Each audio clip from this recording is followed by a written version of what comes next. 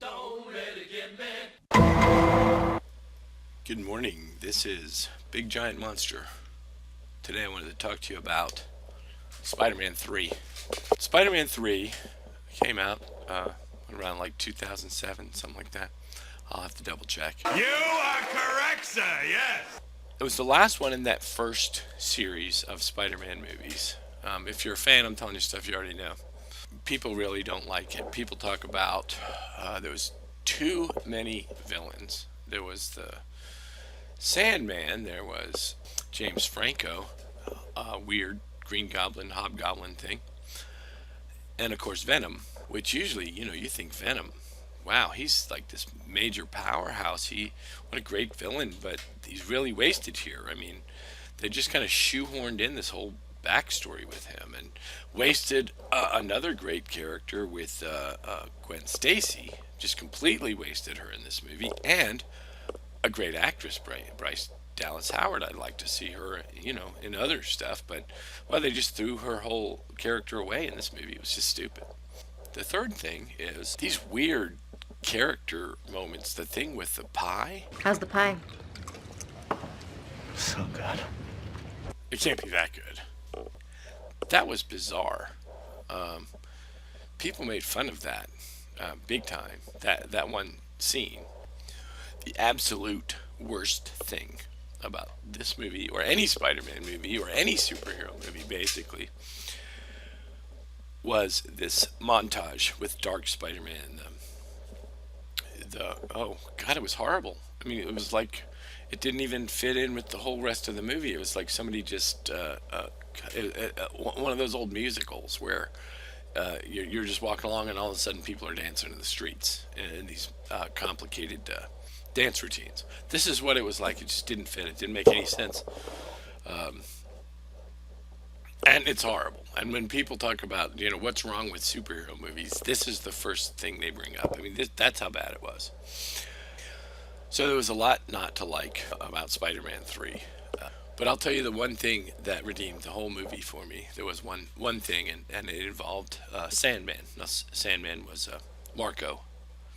I forget his name. I'll have to look that up. You are correct, sir, yes. Sandman started off as just one of Spider-Man's normal villains, along with like Mysterio and Kingpin and Green Goblin, along those lines. Now later on, they gave him more dimension. Really, at heart, he was just one of those small-time crooks that just trying to feed his family. He didn't want to hurt anybody. He never would get involved with anything as far as like murdering people or hurting people. He just wanted the money.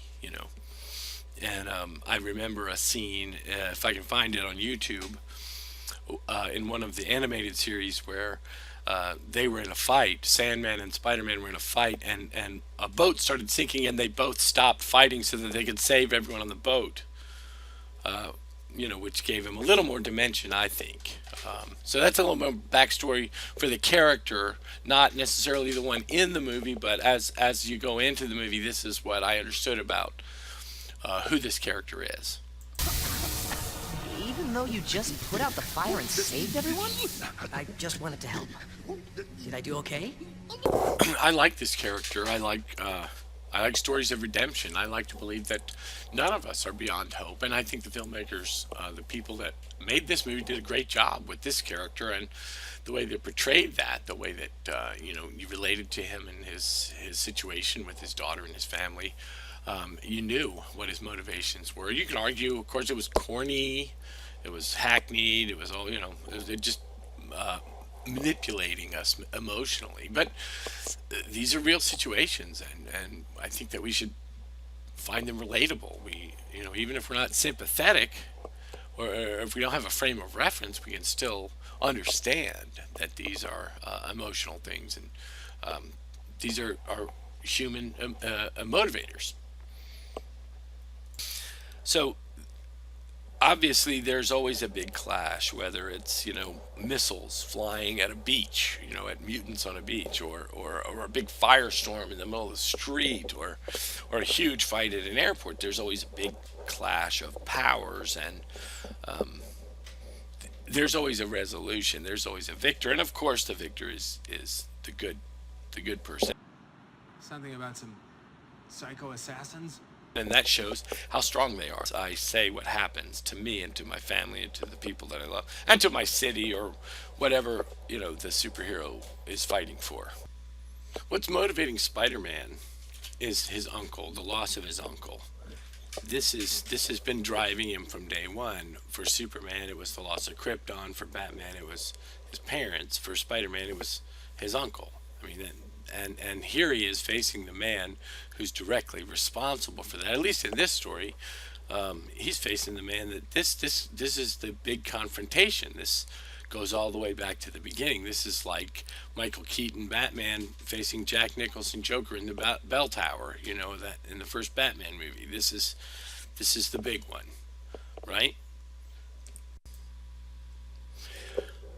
So, knowing that we're in this comic book movie reality where conflict is resolved exclusively by punching the shit out of each other, and two, this whole thing is the culmination of a conflict that's been building since the very first movie when Uncle Ben died, right? This should be the big explosion and just shit flying everywhere, and the big confrontation and the tornado of fire in the middle of the street, right? But no. Three things happen here, and let's take a look. I'm not asking you to forgive me. I just want you to understand. He's not asking for forgiveness because he knows he doesn't deserve forgiveness. He's basically acknowledging how screwed up his own life is. He is. And he's letting Peter know that he doesn't have anything to fight for. He's not saying he's basically surrendering. I've done terrible things too. Yeah, Peter, you really, really have. But this is not what we're used to from superheroes. I mean, he's acknowledging his own brokenness. Back in the 70s, there was a book called I'm Okay, You're Okay. The reality is a lot more like this. We're all screwed up in the head, right? And then Peter's all like, I forgive you.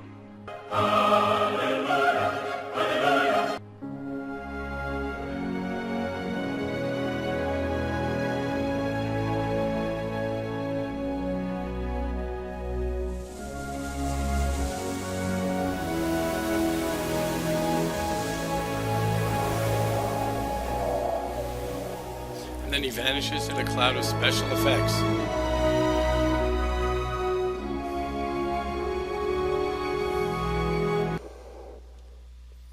I am not a preacher. I'm not trying to convert anyone. It may be just that the producers ran out of money and they couldn't afford another big fight scene, so they were just like, throw in something about forgiveness and some sand. I don't know, man. But whatever you believe, I think it's a pretty good policy to be able to just let things go, move on. And anyway, it's a nice change of pace from the tidal waves and nuclear bombs and shit that we're usually seeing at the end of these movies. So anyway, nice change of pace, nice little lesson for the kids. It was almost enough to redeem the whole movie. Anyway, thank you for listening. Have a good night. This is Big Giant Monster. Don't let it get me.